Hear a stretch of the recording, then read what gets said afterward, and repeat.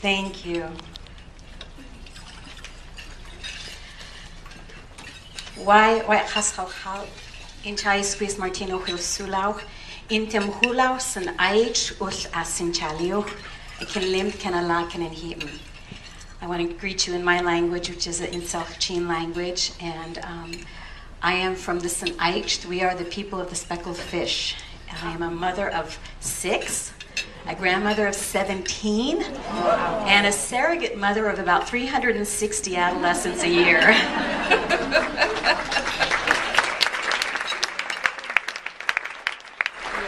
I want to thank Will and also Jackson County United Way for inviting me here today, for all the sponsors and all of you that are here and all of the advocates in this room, you know, for a lot of people who struggle in their lives. And it's just I think it's such a sacred role that we have in the work that we do in really helping our communities and our children and those who really need the help, you know, who need people in their lives to give voice to their struggles. I'd also like to acknowledge the ancestors of this territory, the ancestral spirits of this land, and that's always something that we're taught in our tribe as we travel, that we have these Aboriginal ancestors and spirits of the land, and this is a beautiful country here. It's gorgeous. I mean, it was such a welcoming, the leaves and the weather and just the sun, and it's just a beautiful day. And coming in here this morning with all the festivity and the music going, I was telling my husband, I love the gold lights in here. It just, you know, lifted my spirits in walking in here.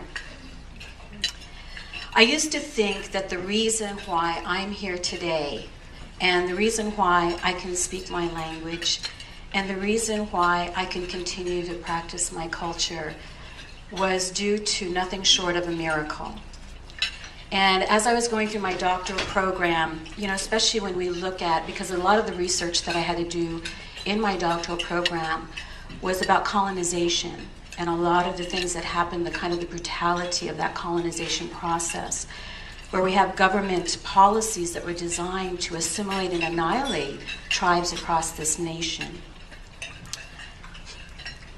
My grandmother went to boarding school. They were taken when they were young, about 4 or 5 years old, taken to live in, you know, boarding school with other children, with nuns and priests. Sometimes they were days away that parents would have to travel by horse and buggy to be able to go see them.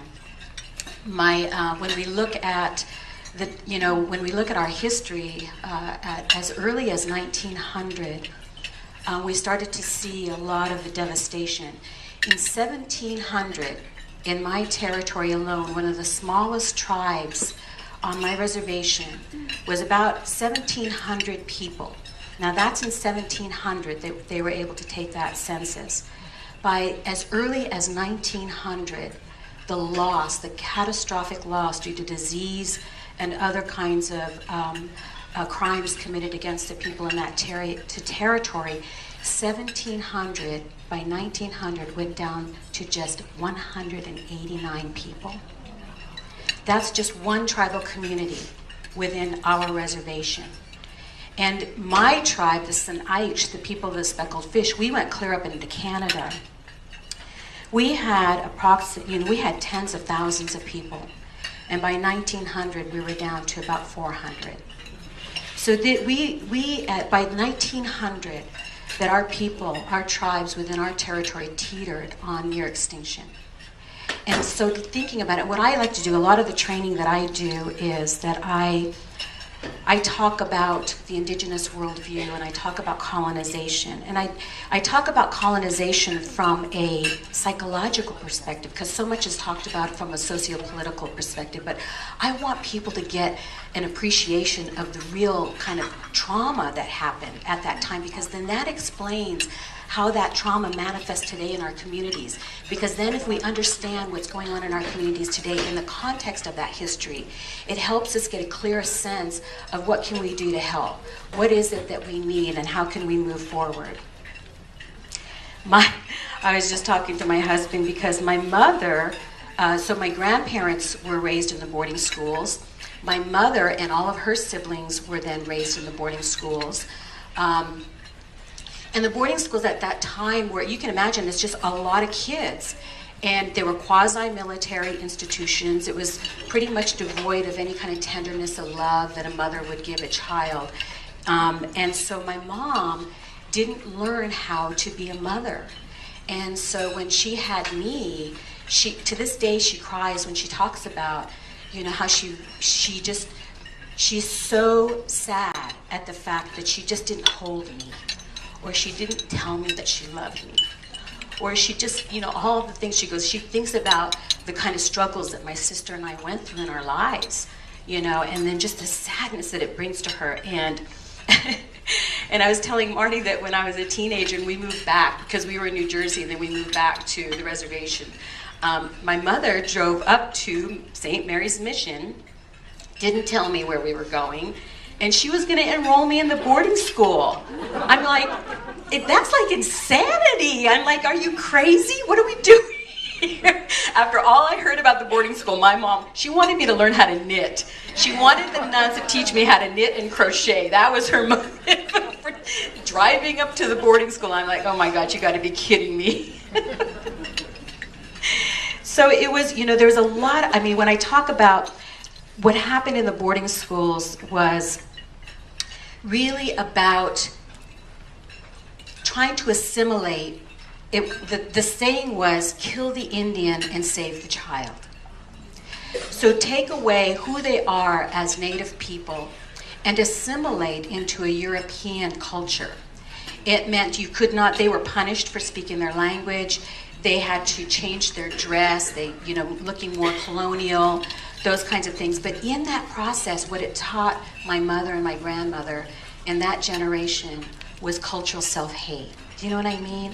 It's like who you are as a native person is not a good thing. It's barbaric, it's, archaic, it's backwards, it's savage, it's those kinds of things. And so my mother's generation came out very ashamed of who they were as Indian people. In fact, my mother married a white man because she said, I wanted my children to have a chance at success in this life.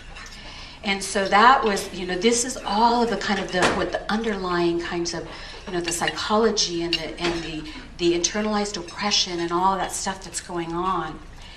And so this kind of attitude, and plus just the abuse that was happening in the boarding schools, and I'm sure many of you have read about just the physical abuse and the sexual abuse and the verbal kind of emotional abuse that was going on at that time. This leads to what is called intergenerational trauma, or otherwise known as intergenerational post-traumatic stress disorder. Our generation, my generation, then becomes reared in this kind of environment, this home environment of PTSD. So in a sense, it re-traumatizes us. And what happens to me, when growing up, and all of the kind of the shame, the self-hate, the violence, because of all the violence that's been, transmitted through the generations, that was going on. And so then my parenting, my early parenting came out of that trauma. And it's something that it was so clear to me that I really needed to heal from that, because I started to see that even in the way that I was parenting my children. Due to the injustices suffered over that time, the 1960s and the 70s ushered in a new movement for civil rights. And in Indian country, it was called the American Indian Movement. Now, AIM was a very militant movement. But let me tell you something. It was a reawakening for Indian people at that time. I was a young woman. I was a teenager. I had my first child at 16. I was a young mother, single mother, and seeing all of the injustices. I remember getting kicked out of a hotel because the hotel owner found out that we were Native. My grandmother was in the hospital. They found out that, I remember not understanding why we had to leave, but I could hear my aunties and my uncles talking. There's a lot of stuff in Spokane that goes on. Even to this day, we struggle with a lot of racism. And so I got to see those things firsthand. And when the AIM movement came, oh my gosh, it was like this forum. It was a venue to be able to kind of really get in touch with a lot of the rage that was inside, the sense of injustice, the sense of powerlessness and being helpless and not being able to influence change in my life, and seeing others and seeing my aunties and seeing other people feel the same thing. And I'm thinking there has to be more. I mean, my mother didn't even talk to me about college. I mean, it was just get through school. There wasn't even a vision about higher education. You know, that wasn't a part of her reality. That wasn't a part of her worldview. It wasn't a possibility that she would even imagine. I'm the first one in my family to get a degree. So I get my PhD.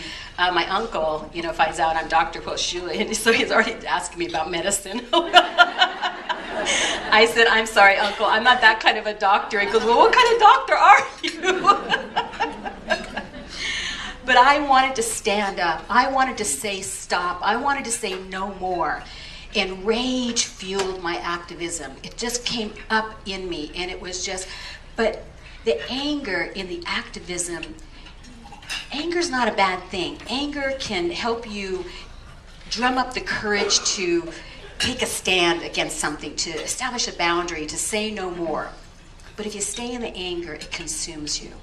And it was consuming me.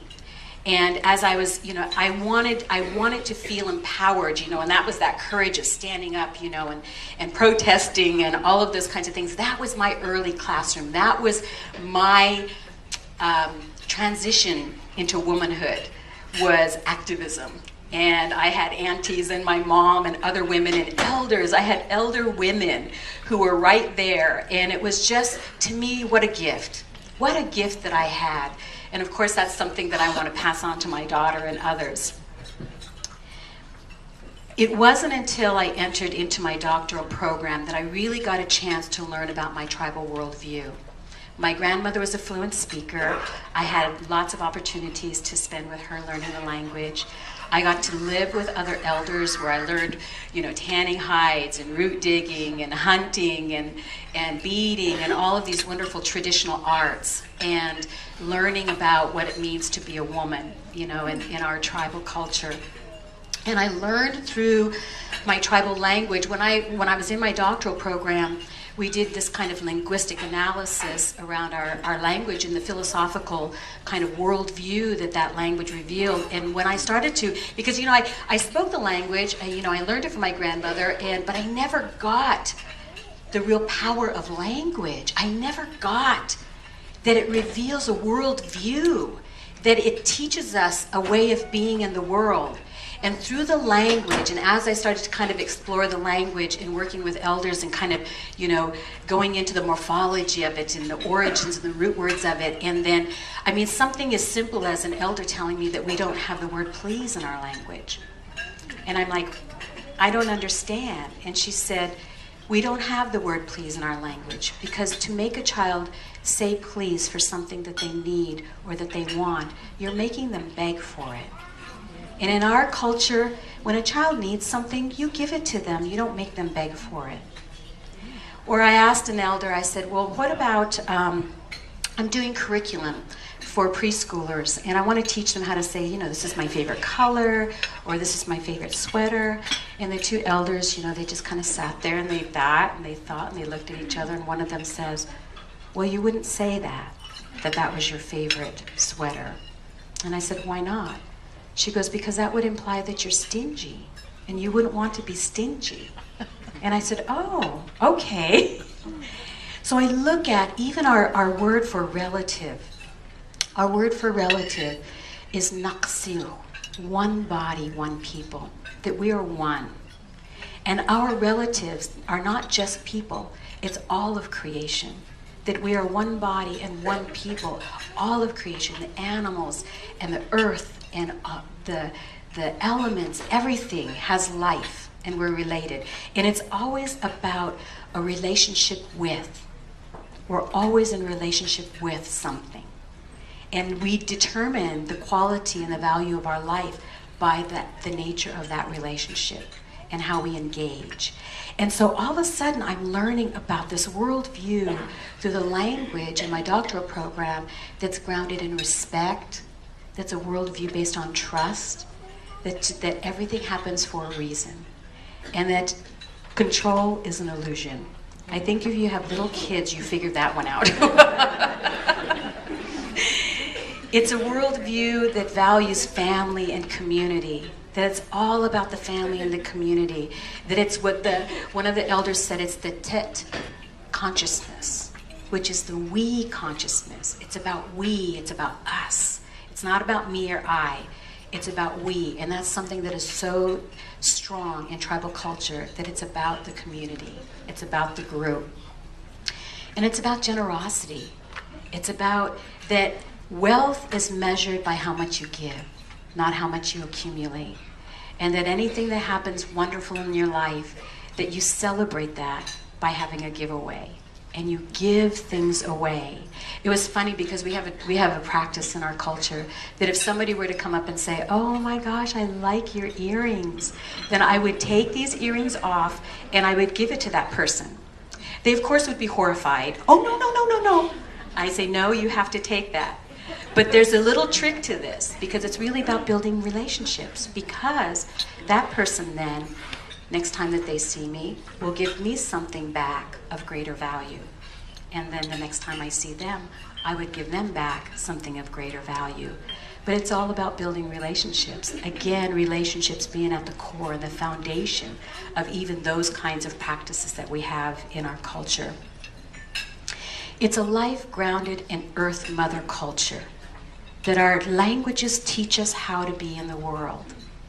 And to be able to, when I sent my two youngest out for 3 days and 3 nights by themselves, it was really an exercise in how to go from me as their biological mother into learning and getting to know the earth and their earth mother, because now they're moving away from me. They're going from being children to being young adults. If they can feel confident, imagine being in the woods and knowing that there's cougars, and my son is afraid of Bigfoot, all these other things that were out there, that they're alone, that they're not eating, that they're fasting at that time.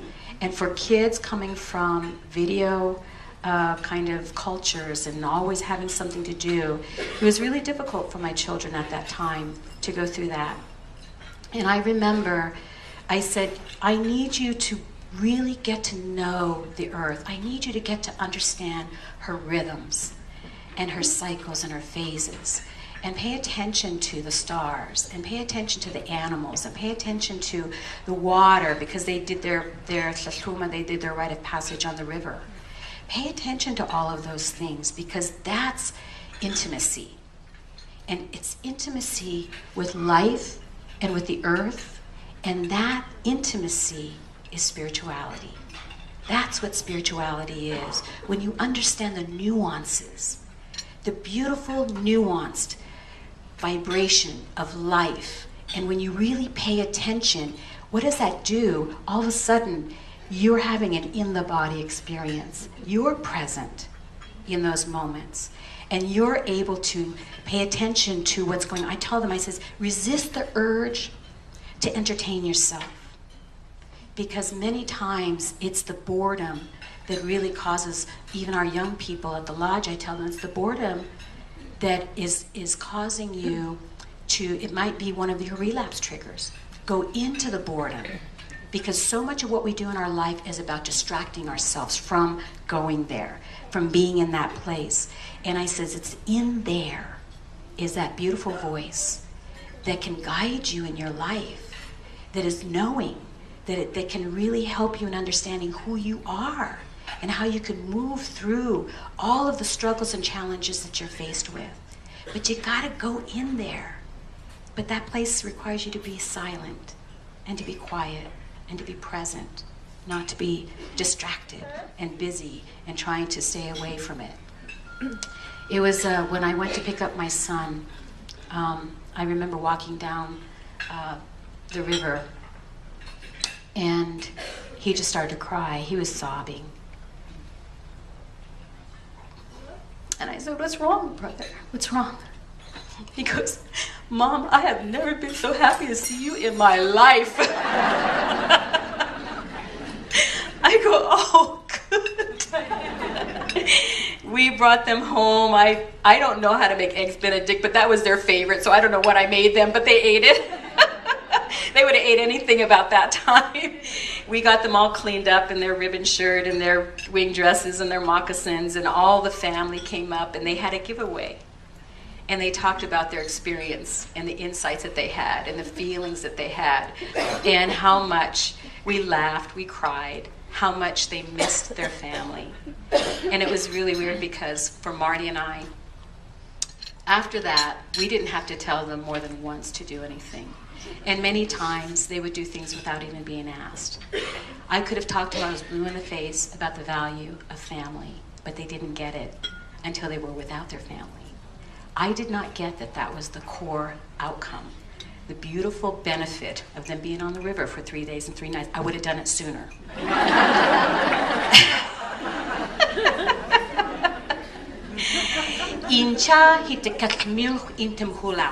I am a woman of this earth. And our word for woman, if you go into the morphology of it, our word for woman describes a woman's ability to divide and separate into two human beings. It's a sacred role of life giver. That was probably the most powerful phrase that I could have ever received at the time that I received it, because I had just got done doing a full year of research on colonization, where Indian women were considered barbarian whores, where we were considered diseased women. And I think about that that was my legacy, and so many of the Indian women who suffered at that time, to be gifted with such a beautiful way of describing who we are in our culture. It was such a beautiful gift. The gentleness, when you think about that, the beauty, the respect. I even think about our word for human being in our language, sqeil, which is part of the word means woman and part means man. That our word for human being is honoring both. And that in our language, we have no pronouns. We have no gender identifiers. You don't know who you're talking about unless it's in the context of a language. And looking at that, that's a worldview. That's a psychocultural worldview. And that's something that we lost. That was something that was disrupted and kind of torn away from us. And so much of what we do today is really about trying to recover that. How do we heal from colonization? How do we decolonize? And it's not just amongst Native people. This is about all people. Because when I say Naksil, I mean all of my relatives. This is all children. These are all women. These are all elders and animals and the earth and all of those entities who really suffer from oppression of one form or another. How can we impact that? What can we do in our lives in simple ways? They don't have to be grand ways. They're just very simple, and many times it just starts in your own living room. I discovered that. A friend of mine told me, she goes, Martina, I know you would love to heal the world. And she says, but that's impossible, and you'll only exhaust yourself. She says, what you need to do is do what you have control over, and start in your own living room and start with your children. And she says, and that will impact the world. And that I took to heart, and I did. And I focused, because a lot of young people, when they have parents who are out there in the world, many times aren't tending to their own garden at home.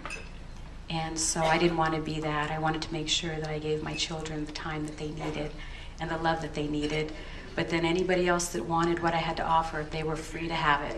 I wanted to give as much as I could. I learned through my language and our cultural teachings. I learned about the gentle ways of my people, about the beautiful ways that our leaders supported peace and the meeting of the needs of all people. Our salmon chiefs, their primary role was to make sure that everyone's needs were met during salmon gathering seasons. Everybody's needs. It was about how the elders would say, why would anybody want more than anyone else? Why would anybody want more than anyone else? Let's work and make sure that we meet the needs of everyone. I learned about non-judgmentalism, and that one of our most important teachings is how to be a good relative. That's what the elders will tell you. The most important, I said, what's the single most important teaching that you would want your grandchildren, your descendants to know and to learn? And they said, to be a good relative. One elder said, I would love for my grandchildren to be able to wake up each day, to look in the mirror, and to be able to like what they see. And if you know our history, that's not always an easy thing. And I think that's what drives me. That's what motivates me. You know, it's like, but I know I have to fill myself up so that I can give. And so I make sure I've learned to take good care of myself so that I'm able to give as much as I can. Because if I just give, and I don't take care of myself, I have nothing worth giving anymore. Then it's just, I'm spent. So I really learn about how to take care of myself, and that's what the elders talk a lot about. But I'm a servant, and that brings peace in my world. I no longer fight oppression. I advocate for justice. I educate, and I communicate with love. Incha hitakatmil intimhulau. I am a woman of this earth, and I want to thank all of you for inviting me here today.